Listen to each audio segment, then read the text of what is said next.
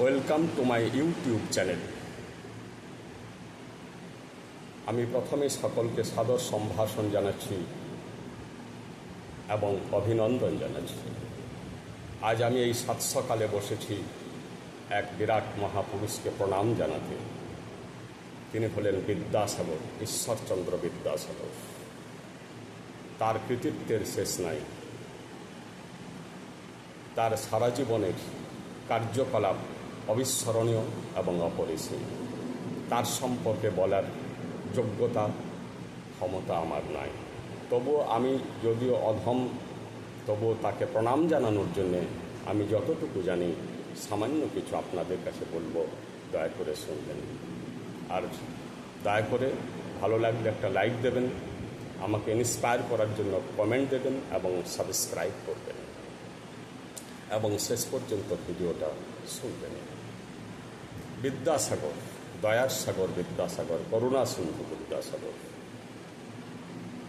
বিদ্যাসাগরের যা কৃতিত্ব সারা জীবনের, তার জন্য তিনি মানুষের অন্তরে স্থান করে নিয়েছেন চিরকালের জন্য। সেই বিদ্যাসাগরের প্রয়াণ দিবস হল এই গত 29শে জুলাই। তিনি মারা গিয়েছিলেন আজ থেকে 133 বছর আগে। 1891 খ্রিস্টাব্দের 29 জুলাই তিনি মারা গিয়েছিলেন। আর ওনার জন্ম হয়েছিল 1820 খ্রিস্টাব্দে। 70 বছরের জীবন ছিল। বিদ্যাসাগর সম্পর্কে অনেক মনীষী, তৎকালীন মনীষী, পরবর্তীকালের পণ্ডিতরা অনেক কথা বলেছেন। দু একটা কথা আমি বলবো। বিদ্যাসাগর সম্পর্কে মাইকেল মধুসূদন দত্ত বলছেন, He has the knowledge and wisdom of an ancient sage, the energy of an Englishman, and the heart of a Bengali mother. অর্থাৎ বিদ্যাসাগরের জ্ঞান বুদ্ধি ছিল প্রাচীন মুনি ঋষিদের মতো, তার কর্মশক্তি ছিল ইংরেজদের মতো, এবং হৃদয়টা ছিল বাঙালি মায়ের মতো। বিদ্যাসাগর সম্পর্কে আমাদের বিজ্ঞানী রামেন্দ্র সুন্দর ত্রিবেদী বলেছেন যে আমরা বিজ্ঞানীরা ছোট জিনিসকে বড় দেখার যন্ত্র আবিষ্কার করেছি, দূরবীন, অনুবীক্ষণ, মাইক্রোস্কোপ, এইসব।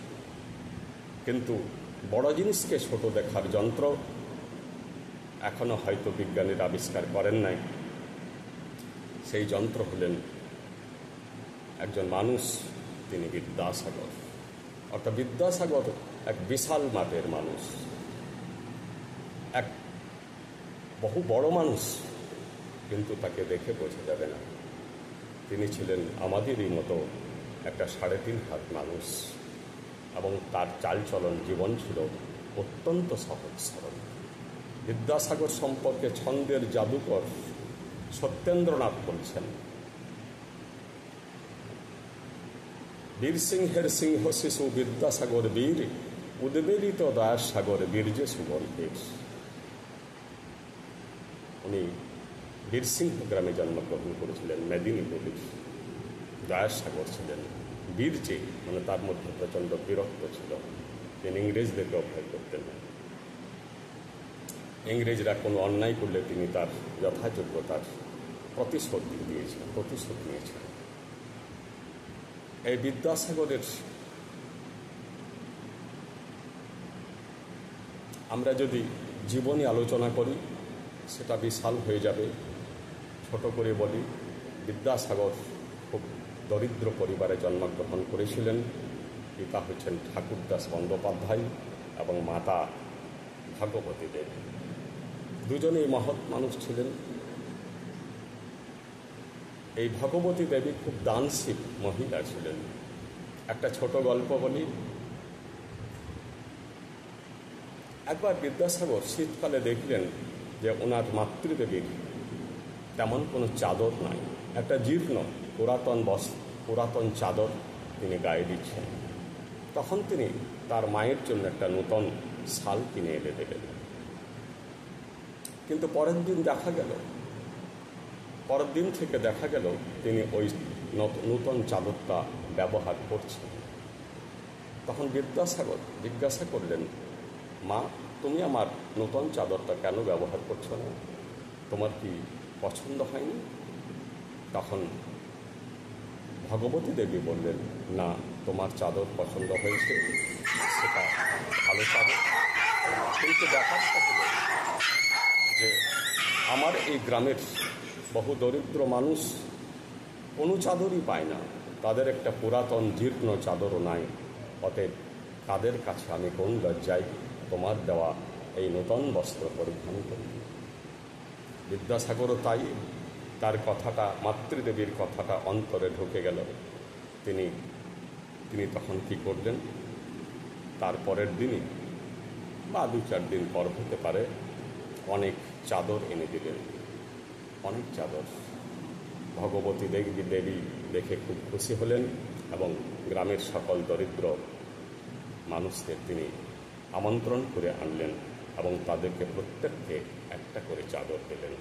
এবং তারপর দিন থেকে দেখা গেল যে ভগবতী দেবী বিদ্যাসাগর প্রদত্ত সেই নতুন চাদরটা ব্যবহার করছেন। এই হলো মাতৃদেবী। এই জন্য কথায় আছে, the blood of parents flows in children. দেখুন, বিদ্যাসাগরের প্রতিভা ছোট থেকেই জল করত। তিনি রাস্তার ধারের মাইলস্টোন দেখে ইংরেজি সংখ্যা শিখে নিয়েছিলেন, এ তো সবাই জানে। তিনি কলেজে প্রচুর স্কলারশিপ পেয়েছেন। তিনি ল কমিটি বিদ্যাসাগরকে বিদ্যাসাগর উপাধি দিয়েছিল। কেন?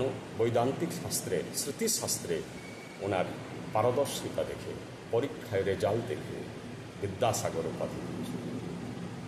কিন্তু এটা মনে রাখা দরকার যে বিদ্যাসাগর উপাধিটা সেই সময় খুব একটা বড় উপাধি ছিল না। কারণ ওই উপাধিটা স্মৃতিশাস্ত্রে ভালো রেজাল্ট করলে, ব্রিলিয়ান্ট রেজাল্ট করলে অনেকেই পেত।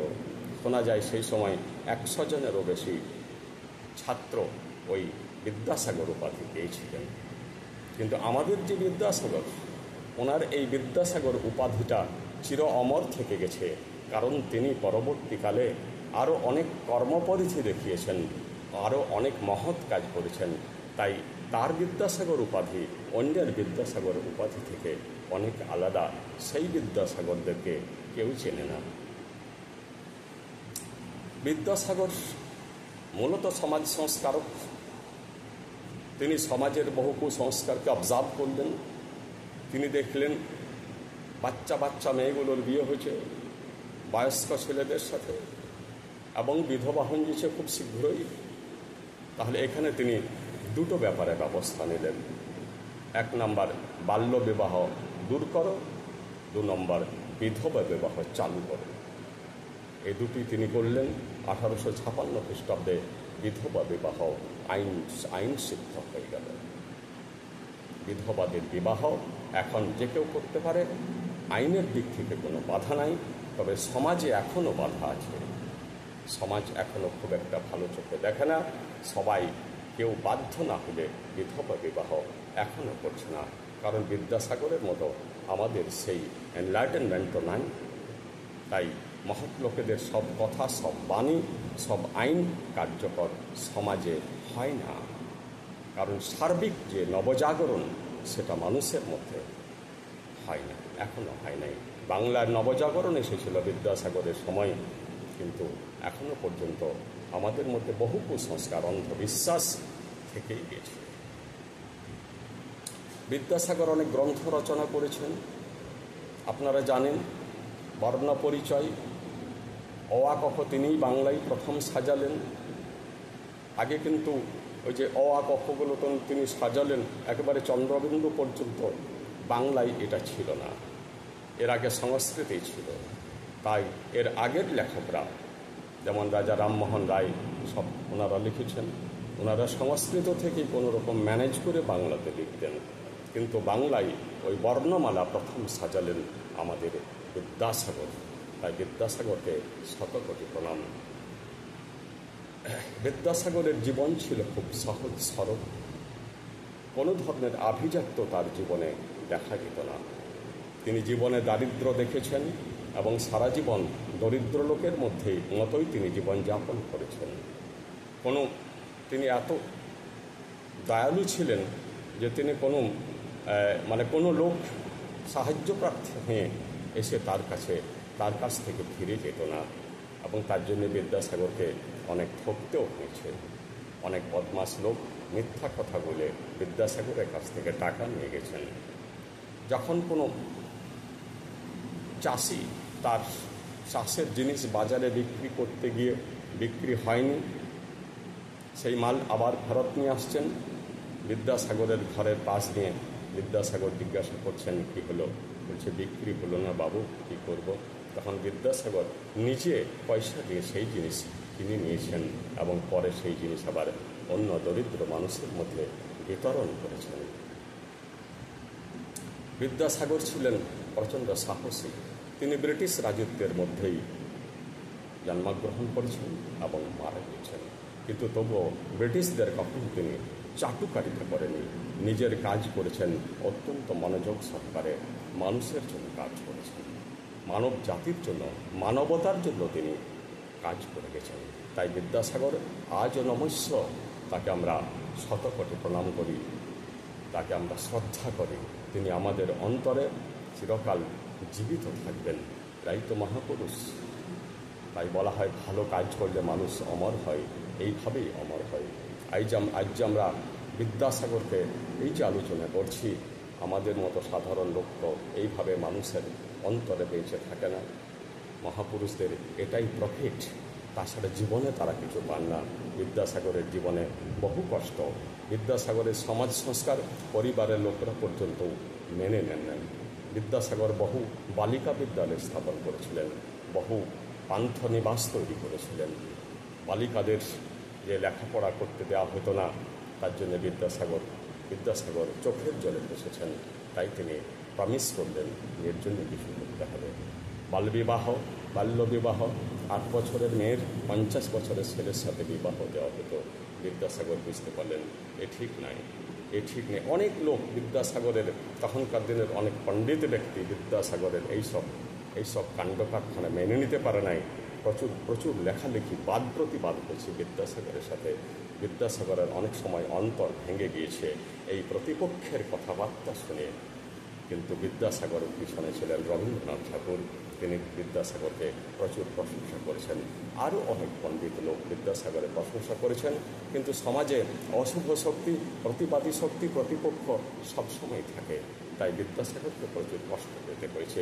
বিদ্যাসাগর শেষ জীবনে বন্ধুহীন হয়ে গিয়েছিলেন এবং তার শেষ জীবন কেটেছে অত্যন্ত মর্মান্তিকভাবে।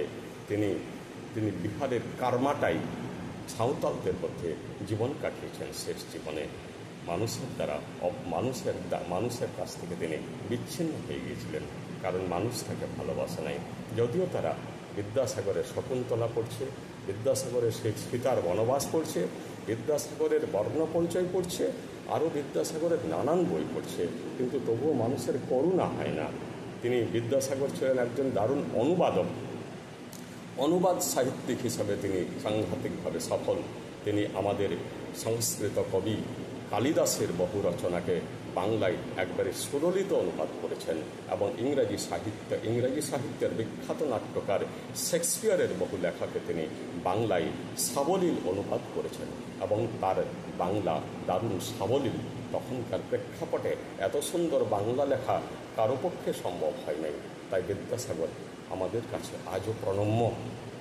বিদ্যাসাগরকে শতকোটি প্রণাম, নমস্কার।